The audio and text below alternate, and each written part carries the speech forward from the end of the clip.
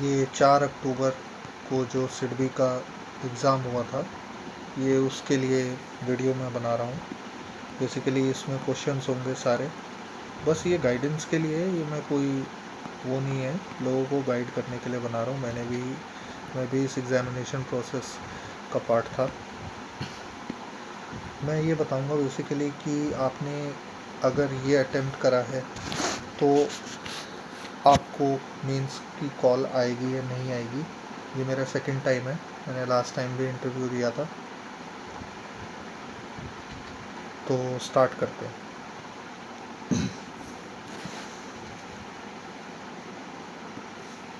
देखिए, ये जो एग्ज़ामिनेशन है ये बेसिकली 3 पार्ट में होता है। इसका फर्स्ट पार्ट होता है इंग्लिश डिस्क्रिप्टिव,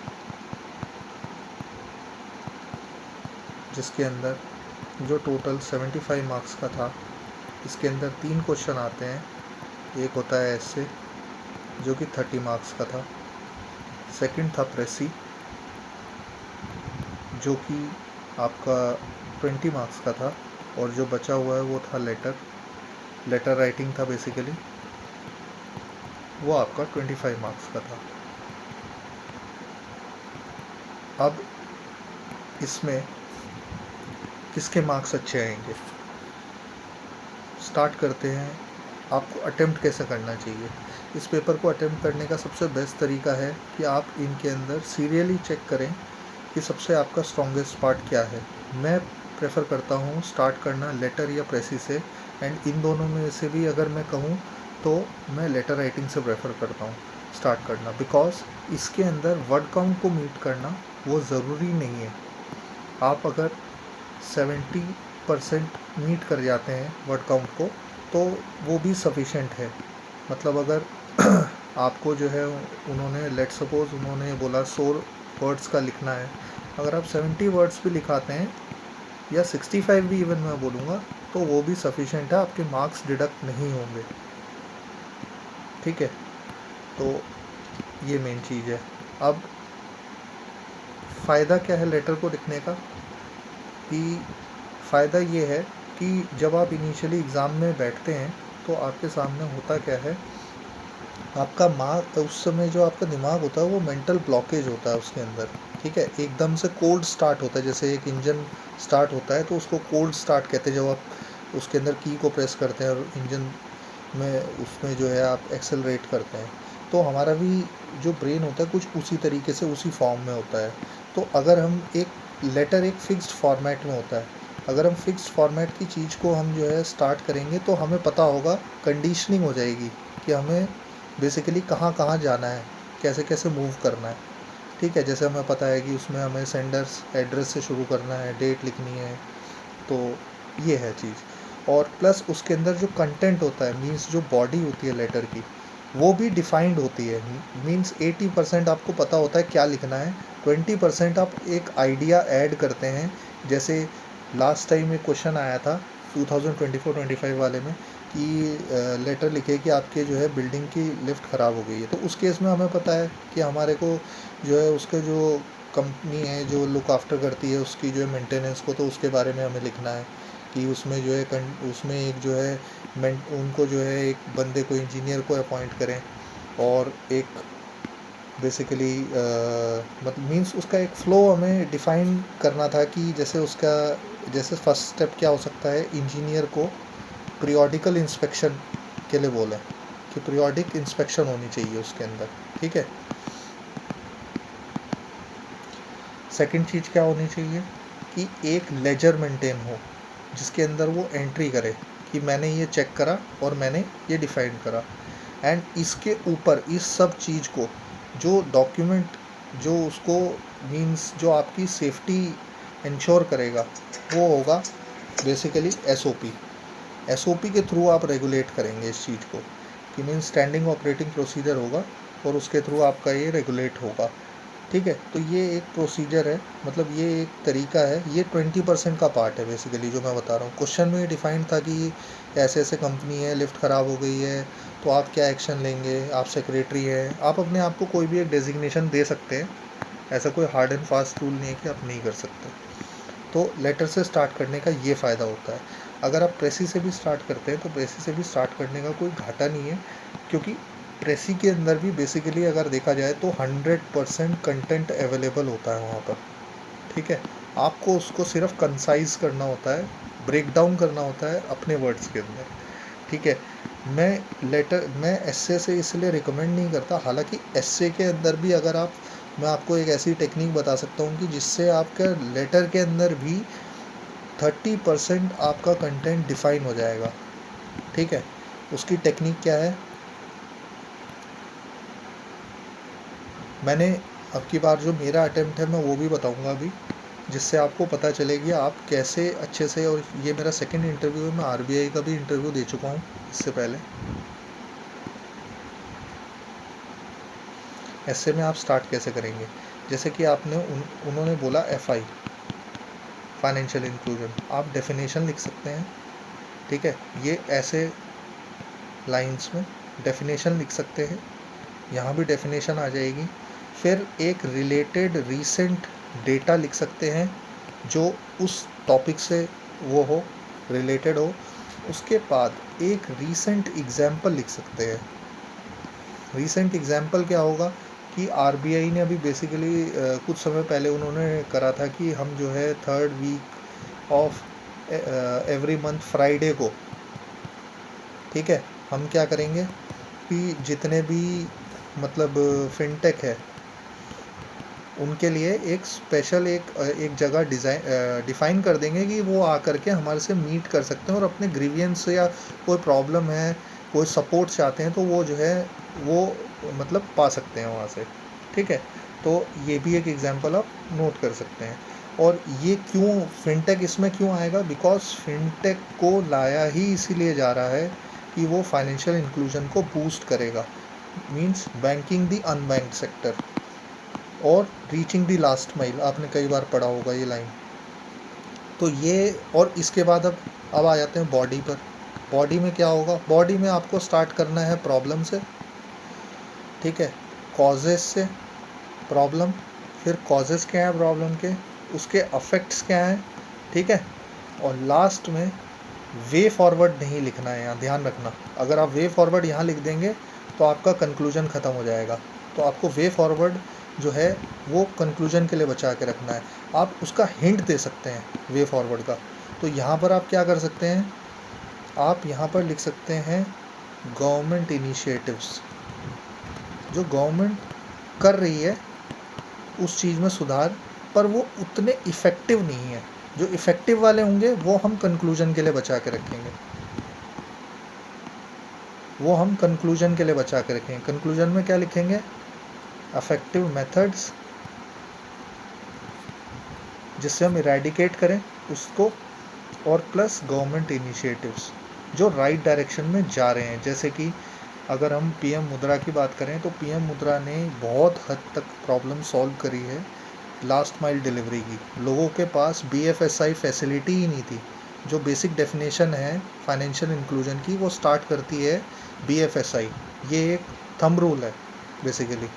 ठीक है, बीएफएसआई का अगर आपको नहीं पता है तो ये बैंकिंग फाइनेंशियल सर्विसेज होती हैं जिसके अंदर इंश्योरेंस भी इंक्लूडेड है। एफआई के अंदर इंश्योरेंस का भी एक बहुत बड़ा पार्ट है। इंश्योरेंस पेनिट्रेशन ही इंडिया में बहुत कम है, 2% से भी कम है। लोगों को पता होगा मैक्सिमम जो तैयारी कर रहे हैं।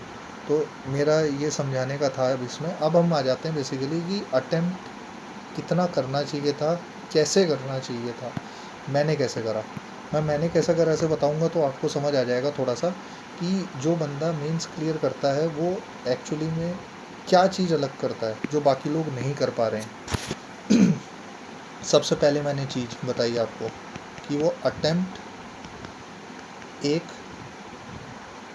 1 2 3 एक वेल अलाइंड वे में उसे पता होता है मैं स्टार्ट कहाँ से करूँगा और एंड कहाँ करूँगा, क्योंकि ये एक तरीके की रेस है। और उसे पता है कि मेरे को बीच में गैप्स लेने हैं। गैप्स मीन्स कि पेपर 1, पेपर 2, पेपर 3। अब बहुत सारे लोग, जब मैं एग्ज़ाम दे रहा था वहाँ पर, जो कि हालांकि ग्रेड ए हैं, जो फुल टाइम एस्पिरेंट्स हैं, मैं तो वर्किंग हूँ, जो फुल टाइम एस्पिरेंट हैं वो बेसिकली जो है वो लिख ही नहीं पाए, और मेरे पास लगभग 5 से 7 मिनट बचे हुए थे लिखने के लिए। तो मैंने क्या अलग करा, मैं वो बताता हूँ आपको अब। मैं हो सकता है ये बेस्ट पॉसिबल वे ना हो, मैं भी सीख ही रहा हूँ, बस मैं ये चाहता हूँ कि जो मुझे पता है मैं ज़्यादा से ज़्यादा लोगों को बता सकूँ। बेस्ट पॉसिबल वे क्या है, अगर आप बहुत बड़ा कंटेंट लिख रहे हैं, जैसे कि एक एस्से होता है, तो उसमें आप फ्लो चार्ट बना सकते हैं कि आप कैसे फ्लो करेंगे। मतलब आप डेफिनेशन लिखेंगे, फिर आप एग्जाम्पल लिखेंगे, एग्जाम्पल को आप हिंट देने के लिए लिख सकते हैं कि भाई मैं फिनटेक के लिए लिखूंगा तो वहाँ लिख दीजिए फिनटेक, और मैं आरबीआई वाला पॉइंट लिखूंगा तो ऐसे डैश करके आरबीआई लिख दीजिए। फिर मैं उसके बाद जंप करूंगा बॉडी पर, तो मैं बॉडी लिखूंगा यहाँ पर, बॉडी के आगे मैं यहाँ पर लिखूंगा कि भाई इसका जो है ये प्रॉब्लम स्टेटमेंट है, ये कॉजेज़ हैं, और कॉजेज़ 1 2 3, ये मैं ऐसे करूँगा। सेम आप प्रोसेस आंसर राइटिंग में भी करेंगे। ये जो लोग आरबीआई की तैयारी कर रहे हैं उनको पता होगा कि हमारे को अटेम्प्ट करने का तरीका यही होता है। ठीक है, अब मैं आपको बताने जो अब लास्ट इस चीज़ को हम ख़त्म करते हैं। अब हम आ जाते हैं बेसिकली कि हमें अटेम्प्ट कैसे करना था, मैंने बता दिया है। अब हम फाइनल इस पे आ जाते हैं कि हमें कितना मार्क्स एक्सपेक्ट करने चाहिए इंग्लिश में, एस्से में। ठीक है, अगर आप ग्रामरली यूज़ कर रहे हैं, ग्रामरली एक बहुत अच्छा एक्सटेंशन है जो कि आप क्रोम में ऐड कर सकते हैं। ये मैंने लास्ट टाइम ऐड करा था अपने, तो मेरे को अच्छा खासा इसमें रिज़ल्ट, मैंने जब स्टार्ट करा था तो मेरे 70% मतलब 70% तक मेरे को मार्क्स मिल जाते थे। जब मैंने एंड करा तो मेरा 90% तक मैं चला गया था। कि मेरे को मतलब ग्रामर में मेरे को शुरू से वैसे दिक्कत नहीं होती, क्योंकि मैं रीडिंग हैबिट है थोड़ी सी मेरे को, नॉवेल्स वगैरह नहीं पढ़ता, बट मैं न्यूज़ वगैरह से थोड़ा, न्यूज़ एंड ऑल में कनेक्टेड रहता हूँ। तो आपको करना क्या है इसके अंदर, एस्से क्या, एस्से 75 सॉरी एस्से जो है आपका 30 मार्क्स का था। 30 में से आप 0.6 से मल्टीप्लाई कर दीजिए।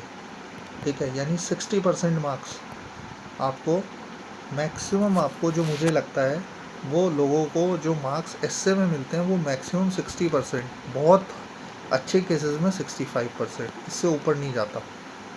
ठीक है, तो आप 18 से 20 मार्क्स एक्सपेक्ट कर सकते हैं अगर आपकी एक्यूरेसी और आपके मीन्स आपकी स्पीड अच्छी थी, वर्ड काउंट आपने मैच कर दिया। इंग्लिश जिसमें पंक्चुएशन एरर मेन, आर्टिकल, यही मेजर चीज़ है जो मैंने देखी है, मैंने भी अपने उसमें सुधारी है। ये आर्टिकल में थोड़ा सा कई बार हमें ये पता होता है, पंक्चुएशन है। ठीक है, उसके अलावा सब्जेक्ट वर्ब एग्रीमेंट है, ये हमें अच्छे से समझ होनी चाहिए इस चीज़ की। और जिस चीज़ पर ये पूरी इंग्लिश जो है वो है tenses.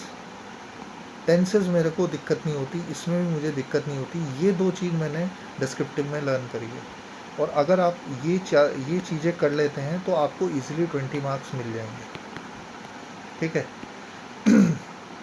But on an average कितने मिलते हैं लोगों को इसमें, 13 to 15 मार्क्स, इससे ऊपर मिलता नहीं है। एवरेज, इवन अबव एवरेज वाले को भी इतने ही मार्क्स मिलते हैं, उसको 15 मिल जाएंगे और बाकी लोगों को 13।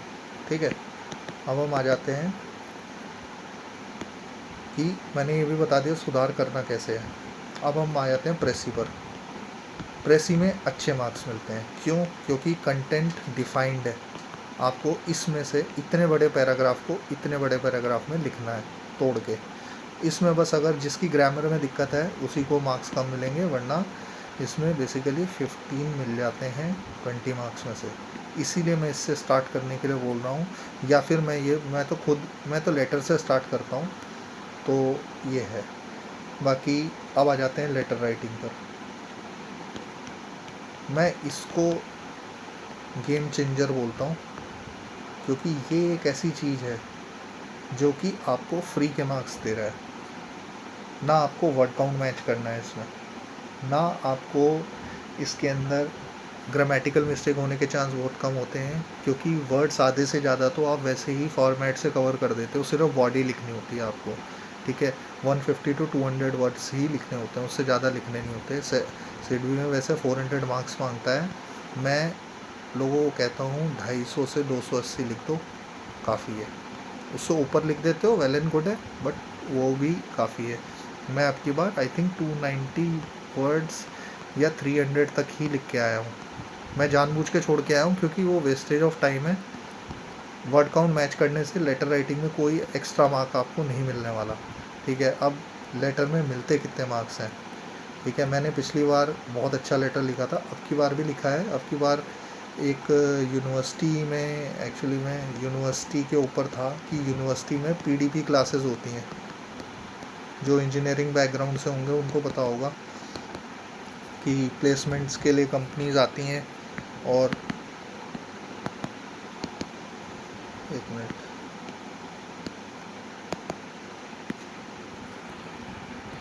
प्लेसमेंट के लिए कंपनीज आती हैं, तो वहाँ पर पीडीपी की जो पर्सनल डेवलपमेंट प्रोग्राम होता है, प्लस इंटरव्यू की प्रैक्टिस होती है, उसके अंदर इंटरव्यू को सिखाते हैं, तो उस चीज़ के ऊपर है।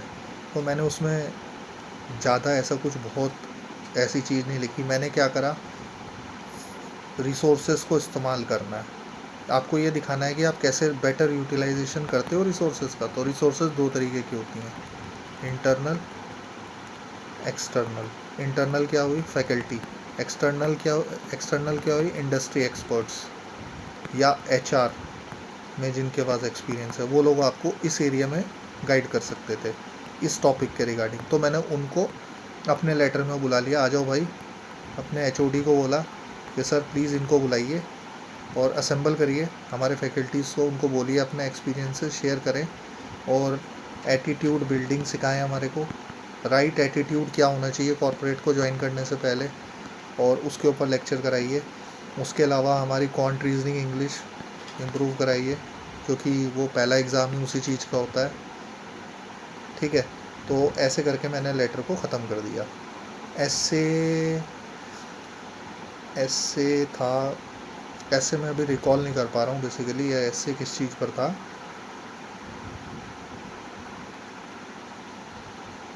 तो ऐसे भी ऐसा ही कुछ था। मैं एक्चुअली में प्रेफर करता हूँ सिडबी जैसे एग्ज़ाम में, मैं प्रेफर करता हूँ कि मैं जो ऐसे लिखूँ वो एमएसएमई। हाँ, मैंने सोशल इंजीनियरिंग के ऊपर लिखा था। टॉपिक था कि एडल्ट एंग्जाइटी के ऊपर, एडल्ट एंग्जाइटी के ऊपर टॉपिक था। मैंने क्या करा, मैंने एडल्ट एंग्जाइटी किसकी वजह से थी, सोशल जो हम वेबसाइट्स यूज़ करते हैं, सोशल मीडिया यूज़ करते हैं, उसकी वजह से थी। तो मैंने इसमें क्या करा, पहले तो मैंने इसका अब इसके डेफिनेशन को बना पाना थोड़ा मुश्किल था, तो मैंने बेसिकली इसको स्टार्ट करा था कोटेशन से। मैंने एक अच्छी कोटेशन लिख दी थी, ठीक है। उसके बाद मैंने इसमें थोड़ा सा इसको डिफ़ाइन करा। ये एक इनफॉर्मल चीज़ है, इसको डिफ़ाइन कर पाना थोड़ा मुश्किल है, तो मैंने वैसे ही थोड़ा सा कि क्या चीज़ है, ऑथर किस बारे में पूछ रहा है ना, क्या ऐसे होना क्या चीज़ है। फिर मैंने एक कैपिटल में ऐसे एग्जाम्पल लिखा, और मैंने यहाँ पर मैंने ये लिखा था बेसिकली कि ये जो कॉन्सेप्ट है ये सोशल इंजीनियरिंग के ऊपर है, और सोशल इंजीनियरिंग जो है वो हमारा फेसबुक के जो फाउंडर हैं, ये उनका सारा खेल है, ये उन्होंने डेवलप करा है कहीं ना कहीं, क्योंकि वो इसमें काफ़ी सक्सेसफुल रहे। उनका स्टार्टअप जो है आज मल्टी बिलियनियर कंपनी बन चुका है ना। तो ये चीज़ है। और एग्जाम्पल में मैंने फ़ेसबुक के बारे में लिखा था कि फ़ेसबुक कैसे डेटा को लेता है, फिर उस डेटा को कैसे वो बहुत सारी कंपनीज़ को डिसेमिनेट करके डेटा को कलेक्ट करता है, ऑर्गेनाइज करता है, डिसेमिनेट करता है, फिर उसको एक फैक्टफुल इंफॉर्मेशन के लिए में कन्वर्ट करता है, और फिर वो जो है ऐसी जगह उसको सेल कर सकता है, ऐसा एक फ़ाइल प्रिपेयर करता है जिसको बेसिकली सेलेबल डॉक्यूमेंट की तरह उसको कहीं बेचा जा सके। तो ये, और उससे प्रॉफिट अर्न कर सके। तो ये चीज़ है। जैसे आपने कई बार देखा होगा, आप विशाल मेगा मार्ट या बहुत सारे मार्ट्स में जाते हैं तो वहाँ पर क्या करते हैं, आपसे नंबर मांगते हैं, आपकी जो है बाइंग चॉइस वो देखना चाहते हैं। ऐसे ही फेसबुक क्या करता है, बिलबोर्ड्स क्रिएट करता है। मैंने कहीं बहुत पहले आर्टिकल पढ़ा था तो मेरे दिमाग में, मैंने लिखने से पहले नहीं देखा, बट लिखते लिखते फ़्लो में मुझे, इसीलिए मैं कह रहा हूँ कि न्यूज़पेपर रीडिंग का क्या फ़ायदा है। मैं करता हूँ न्यूज़पेपर रीडिंग। मैंने बिलबोर्ड्स के ऊपर पढ़ा था कि बिलबोर्ड कैसे बनाए जाते हैं, और यही मैंने उसके अंदर मेंशन करा है कि बिलबोर्ड कैसे बनते हैं। ये सोशल इंजीनियरिंग का एक पार्ट है कि कैसे हमारे चॉइसेस को जो है बेसिकली रिगिंग करी जाती है, चेंज करा जाता है कि हम चाहते कुछ और हैं, हम चाहते ये हैं, मिलता ये है, क्योंकि वो हमारे को बारी बारी उसी चीज़ को दिखाते रहते हैं। तो वो बिलबोर्ड्स का एक पार्ट है। ठीक है, अब हम आ जाते हैं ऑब्जेक्ट। अब मैंने आपको इसमें बता दिया। अब आ गए हम लेटर में। लेटर में कितने मार्क्स मिल जाएंगे। लेटर में अगर आपके 25 मार्क्स का था तो 25 में से आपको, मुझे लगता है 15 to 20 ले आने चाहिए। ठीक है, इफ़ नॉट 20, 15 तो आने ही आने चाहिए। तो आपके मार्क्स होने कितने चाहिए एक्चुअली में।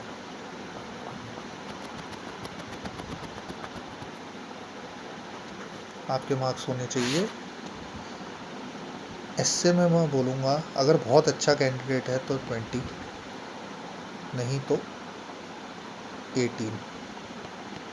प्रेसी में 20 में से 15 आ जाने चाहिए आपके। ठीक है, और अगर बहुत एवरेज स्टूडेंट भी है तो भी मेरे हिसाब से 13-14 आ जाते हैं इसमें। लेटर राइटिंग में थोड़ा सा कम और ज़्यादा हो जाता है, तो लेटर राइटिंग 25 का होता है। मैं आपको 18 ही सजेस्ट करूँगा। 18 अच्छे कैंडिडेट के आ जाने चाहिए। 20 भी आ सकते हैं इस केस में, बट मैं 18 ही बोलूँगा। और इसमें एटलीस्ट आप 14 ले आइए। अगर आप इतने मार्क्स ले आते हैं तो आपका एक बैंड डिफाइन हो जाएगा कि इतने अच्छे कैंडिडेट के, यानी मीन्स 53 एक अच्छे कैंडिडेट के यहाँ टोटल हो गया इसका। ठीक है, और अगर हम 18 + 13, तो ये हो गया 45। तो मीन्स, और यही मेरा, अब मैंने ये फ़र्स्ट टाइम कर रहा हूँ, मैंने भी पहले नहीं करा, मैं आज लाइव इसी पर ही कर रहा हूँ। और मैंने भी देखा था कि लास्ट टाइम जो अच्छे लोग थे जो इंटरव्यू में बैठे थे, उनके इसी बैंड के अंदर मार्क्स थे डिस्क्रिप्टिव में। क्योंकि मैं 2-4 लोगों को जानता हूँ, मैं सेलेक्टेड को भी जानता हूँ। मेरे साथ ही है जो भी जिन्होंने लास्ट टाइम इंटरव्यू मेरे साथ ही दिया था, और अभी वो, मतलब हम दोनों सेम ऑर्गेनाइजेशन में हैं, ग्रेड, और ग्रेड बी सिडबी के लिए एस्पायर कर रहे थे। अब वो जो हैं सिडबी को ज्वाइन कर चुके हैं एज ग्रेड बी मैनेजर इन सिडबी। तो ये चीज़ है। तो मेरा जो इसका जो समरी है वो ये है कि 45 से 53 और 55 ये आपके मार्क्स आने चाहिए पेपर 1 में। जो कैंडिडेट जिनका सिलेक्शन हुआ, जिनकी मैं बात कर रहा हूँ, उनके इसमें आई थिंक 45 ही मार्क्स थे, पर बहुत एवरेज ही मार्क्स हुए। ठीक है, नहीं सॉरी, उनके 40 मार्क्स थे, और पर उनके ऑब्जेक्टिव में 60 मार्क्स थे। यहाँ पर उन्होंने बाजी मार ली। ठीक है,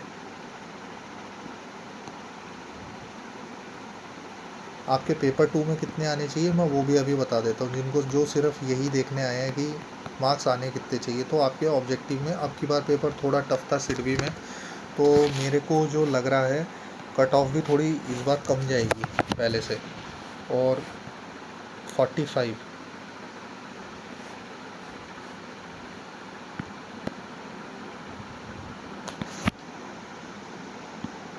पेपर 2 में आपके 45 आने चाहिए मिनिमम। यहाँ पर भी आपके 45 आ जाने चाहिए। ठीक है, पेपर 3 में मिनिमम मार्क्स जो आपके आने चाहिए वो 25 आने चाहिए।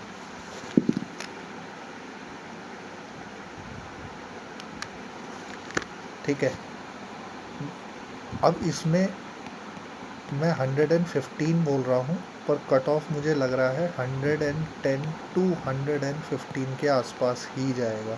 यही कट ऑफ होगा। ये एक्सपेक्टेशन है, सही भी हो सकता है, गलत भी हो सकता है, पर मुझे लग रहा है। मैंने लास्ट टाइम एक्चुअली में जब पेपर दिया था मेंस का, तो मेरी फ्रेंड से बात चल रही थी, तो मैंने उसको बोला था 115 से 120 के बीच में जाना चाहिए, और कट ऑफ गया था 117.75 आई थिंक, अगर मैं सही से रिकॉल कर पा रहा हूँ या 116 ऐसा कुछ था कट ऑफ, ठीक है।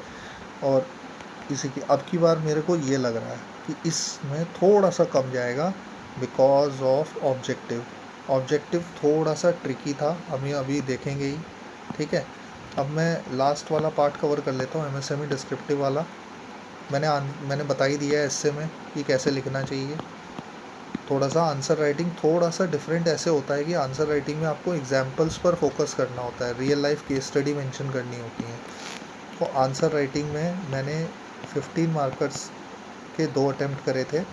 एक आई थिंक कोई एमएसएमई वाला क्वेश्चन था, एक मर्चेंट बैंकिंग वाला क्वेश्चन था, ठीक है।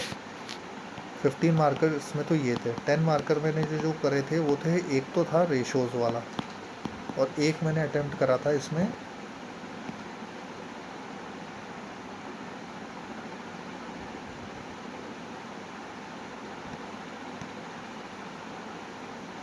पीएमईजीपी वाला, पीएमईजीपी एंड पीएमईजीपी सेकंड, ये था। मैं एक्सपेक्ट कर रहा हूँ, मेरे मार्क्स बता देता हूँ मैं इसमें 15 में से nearly around 10 to 12 marks expect कर रहा हूँ, क्योंकि मैंने बहुत ही अच्छे फ्लो अच्छा लिखा है, एग्जाम्पल्स मेंशन करे हैं, एंड पॉइंट्स में भी लिखा है, पैराज में भी लिखा है, ठीक है। मैंने बेसिकली ऐसे फ्लो चार्ट बनाया था हर चीज़ का, कि इसके 3 पॉइंट, इसके 3 पॉइंट, इसके 4 पॉइंट, इसके 4 पॉइंट, ऐसे करके मैंने करा है, ठीक है। वो उसके लिए मैं कभी सेपरेट आपको बता दूंगा आंसर राइटिंग कैसे करते हैं, बहुत लंबी वीडियो हो जाएगी। मैं बस अभी सिर्फ यही कवर करने के लिए मैंने वीडियो बनाई है, आपको समझाने के लिए। तो थैंक यू, वीडियो को एंड करते हैं यहीं पर, और मैं आपको नेक्स्ट वीडियो में बताऊंगा कि क्या क्या क्वेश्चंस आए थे। और अब मैंने आपको ऊपर स्क्रॉल करके दिखाया भी होगा, जिसको देखना होगा वो स्लो करके स्टॉप करके चेक कर लेना क्या क्या क्वेश्चन थे। बाकी मैं एक थोड़ी लोगों को समझाने के लिए क्या ऑब्जेक्टिव आया था और कैसे कैसे है, मेरा एक्सपेक्टेशन यही था, मैंने बता दिया। दोबारा से बता देता हूँ, पेपर 1 45 आ जाने चाहिए, पेपर 2 आपके अगेन 45 आ जाने चाहिए, मैं तो बोलता हूँ 50 आने चाहिए एक्चुअली में।